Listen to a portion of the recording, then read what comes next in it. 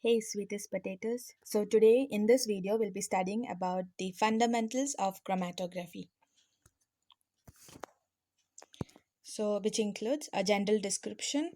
So in that we'll be studying a little bit about the history, the basic chromatography process and the classification of chromatography based on its use, based on its purpose, not on the different types. And what is chromatogram, few definition terms, and in the end you'll be seeing uh, all the home chromatographic experiments what you did. So what is chromatography, what does it mean? So chromatography, the word chromatography, it is translated from Greek roots, which means to write with colors. It was first developed by a Russian botanist called named Michael Twert in 1903. And what he did is he produced a colorful separation of plant pigments through a column of calcium carbonate. And although now you know that color does not play a very important role in the process, but the principles still apply. So that is why I told you guys to do the experiment at home. So what is the use of this chromatography? So the key here is separation. But what is its importance in lab? So when you're trying to identify an unknown substance, the first thing is the sample must be simplified as much as possible so that you can get the constituent compounds, and then the unknown can be then characterized by individual identification of its parts. And how do you find those compounds is by those separate compounds which you find can be compared to the known standards. Like for example, the if you have seen the video which I've sent to you about a real chromatogram, you see that we compare the retention time, uh, because you know for each particular compound you have a specific retention time, and then you identify the compounds. And also when you did your experiment, like the home experiment using tissue paper and water, and if you have seen already the other video which I've sent, you know that in that experiment the stationary phase is the tissue paper and water is the mobile phase. So, and the component which is more soluble in water, it travels a greater distance, and the component which is less soluble will travel a shorter distance. So, based on this, we come across a concept which is called as the retention factor, which is given as RF. So, the retention factor is given as, okay, so the retention factor is given as the distance traveled by a component by the distance traveled by the solvent. And we also know that from we know that when the retention factor is more, then you can say that the component is more soluble in water, and when the retention factor is less, the component is less less soluble. And this chart, it gives the history of preparative chromatography up till from 19th century till 2001. This is just to give you how the chromatography has developed over time. And then whatever chromatography technique you use, so the basis of all forms of chromatography is something called as the distribution coefficient or the partition coefficient, and it is given as KD. So KD is that is the distribution coefficient or the partition coefficient. It describes the way in which a compound means analyte is distributed between two immiscible solvents, two immiscible phases, and the value of this coefficient is a constant at a given temperature, which is represented as Kd, which is equal to concentration in phase A divided by the concentration in phase B.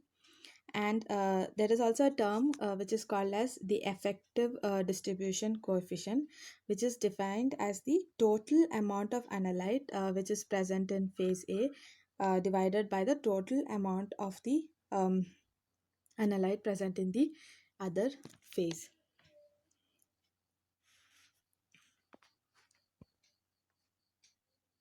So now coming to the definition of chromatography.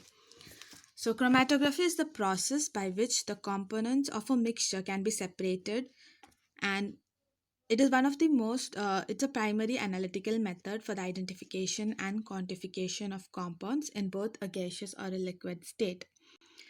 So, the basic principle of chromatography is based on the concentration equilibrium of the compound between the two immeasurable phases, which we just saw. So, in that, what do you think those phases are? So, the first phase is the stationary phase, which is immobilized within the column or support. So, to understand better, if you again go back to your experiment which you did, you know the tissue paper is attached to, you stuck it to a stick or some pencil or something. So, that is the stationary phase.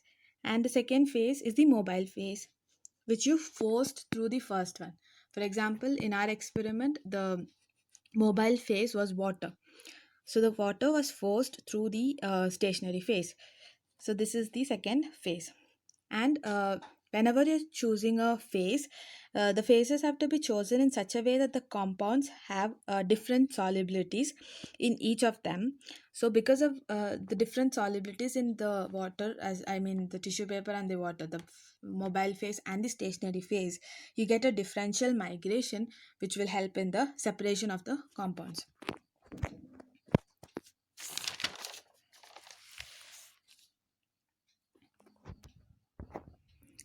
So before going into this, I would like to come into the classification of chromatography based on purpose.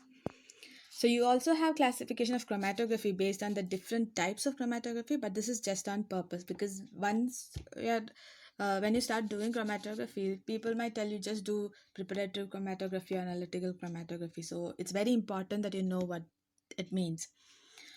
So, chromatography is a physiochemical method of separation of compounds within mixtures of liquid or gas. So, based on its purpose is based on the use of chromatography, they are classified into two, that is preparative as well as analytical.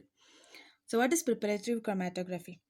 So, preparative chromatography is to isolate or purify a reasonable quantity of a specific substance from a sample, and this is done in a very large scale. Whereas analytical, it refers to separate the compounds of a sample and components of a sample in a small scale. So in analytical, what you do is that the different, like the even the smallest components, you will separate each of them from the sample, and you might need only one specific compound from the whole thing. So you'll take only that, and that is called as analytical. Whereas in preparatory, the quantity, like all the different components, you'll purify and isolate them. So that is referred to as preparative chromatography. So now coming to the basic chromatographic process. So the basic procedure of this chromatography, it is usually carried out in a column, and once that you know the idea of measuring the migration time of different compounds as a mean to identify them without the collection of an optical device. So initially when you're doing chromatography, you'll collect each of the samples and then the elution compound, and then you identify what component is present in that. But these days, because of the advance in technology and all that, you don't need that. You have what they do is you attach an optical device is present at the columns exit, so which will indicate the composition of the eluting phase, and with time you get whatever component is present, the optical device will detect it. So there is no need for you to sit and collect all the various illusions, which is like really time consuming. So this appeared around in 1940 onwards. So when you have to identify a compound, for example the compound can be A or B, first you'll add a solution. A solution of the unknown is run on a column, and then what you do is you'll the retention time is compared with the reference compounds A and B, which is previously recorded using the same apparatus under experimental condition, and then the choice between A and B is done by comparison between retention time. So like if you have seen the video of the real chromatogram which I sent you, so in that you can see we identify the compounds based on the specific retention time which is present. So this method of separation using two immiscible phases in contact with each other was first undertaken by Michael in the 20th century, and he was also the first one to give the terms called as the chromatography or the chromatogram.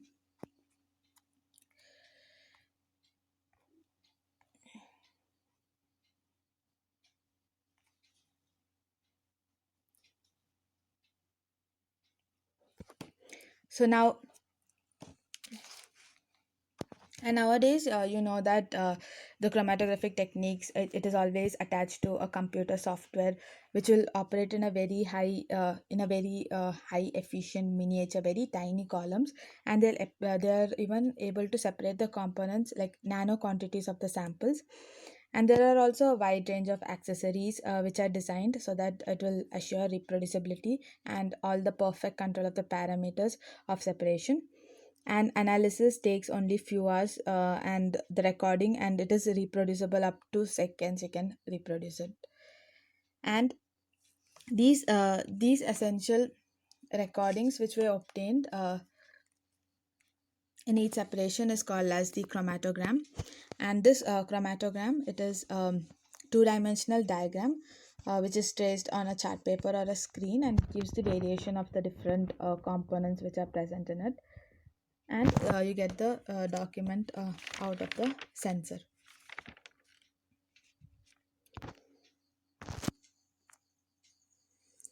So in order to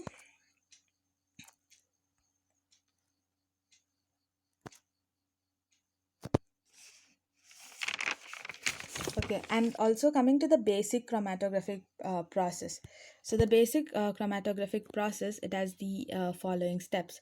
So first you'll have a vertical hollow glass tube which is filled with a finely powdered substance, like it can be calcium carbonate or something of that sort, and that is called as the stationary phase. And on top of this column, you'll add the sample, which is the mobile phase, and it's mixed with the sample, and by the process of elution, like it seeps through this one, and it'll get separated.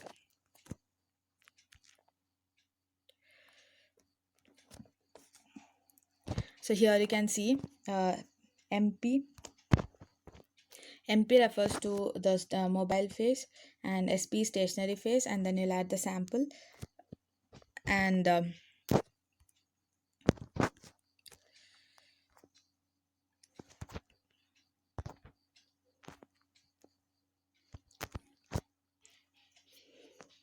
you'll add the sample, and then based on see A, B, and C are the different components which are separated based on its molecular weight and also other factors.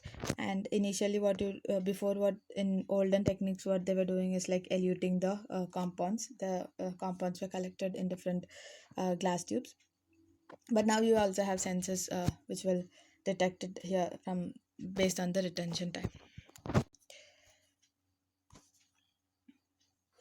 So coming to the identification of compound by chromatography, it is achieved by comparison.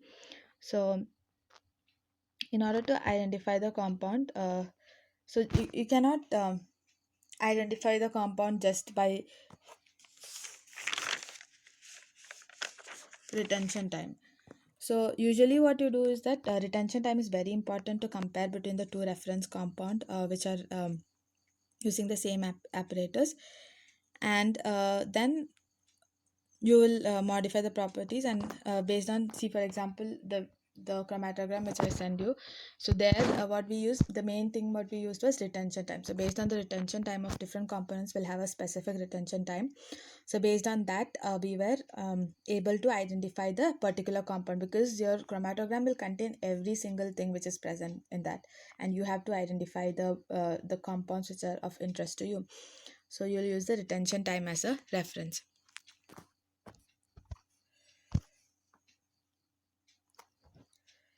So this is a basic chromatogram. And one more problem what happens is that when you identify molecular compounds only by its retention time, you won't get a clear idea.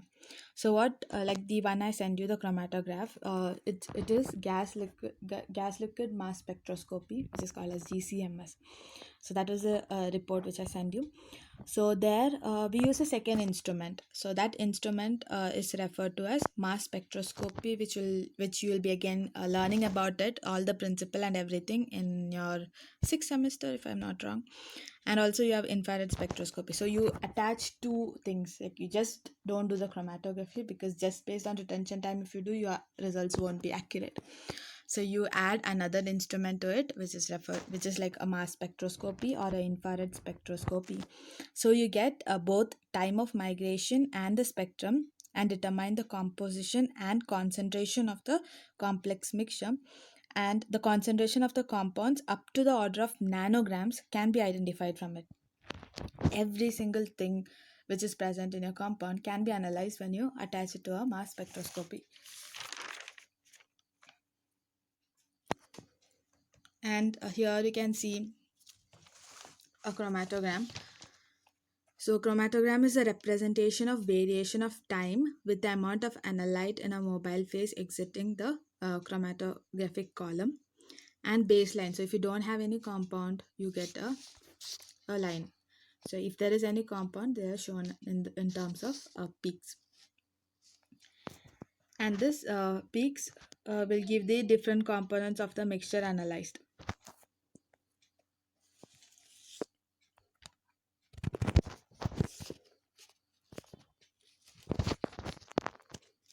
So this is what I already told you, what a chromatogram is. And there are few things which you have to study. So there is the concept of retention time, which is RT. TR refers to retention time. TM is the hold up time. And an ideal peak, like a proper peak, should follow the Gaussian curve. So you don't have to go to the details of Gaussian curve. So if a peak has the properties of this Gaussian curve, then it is said to be a ideal peak. So here you have TR. So TR refers to retention time, that is the time between the sample introduction and detection of the peak maximum on the chromatogram. And this TR is independent of the quantity of injection. And then you have something called as the TM.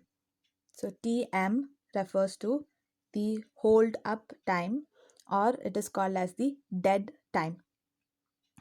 So it constituent not retained will elute out of the column at TM. So this is the time which is required for the mobile phase to pass through the column. For example, again going back to your experiment, so even if you put your ink, like even if you put ink or anything, even if you don't put ink in your tissue paper, the water will move up because of the capillary action, right? So that is referred to as TM, that is the movement of the solvent. That is TM. And then you have something, so the difference between retention time. So retention time is where the maximum peak is seen of the particular compound. So the difference between this TR and TM is given as TR dash. So it is adjusted using this, and this about the retention time as well as the hold up time. So this is hold up time, this is retention time, and the difference between them is given as TR dash. And you have this area under the curve. So this area under the curve, like in the chromatogram which I sent you guys, you saw that the area is also given by the instrument itself. So they calculate the area and they give you the area.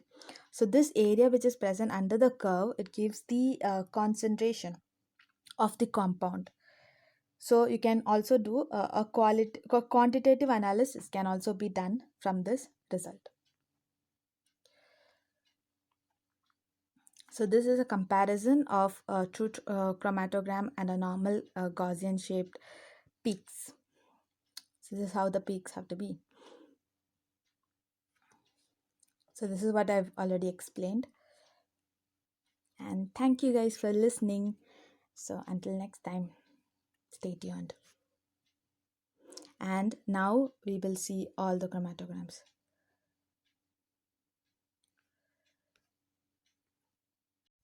Hey guys, thank you so much for sending your chromatograms. They're so pretty and unique in their own way, and some of you guys have gone like way off the limits with their creativity out and have created something really nice. So, which kind of inspired me to do it also, which you'll see by the end of this video.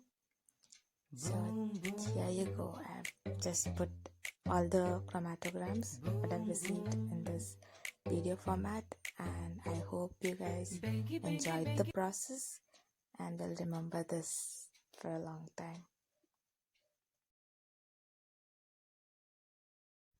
So after seeing all this, I was like so inspired to do it myself, and this is what I tried, and this is what I got.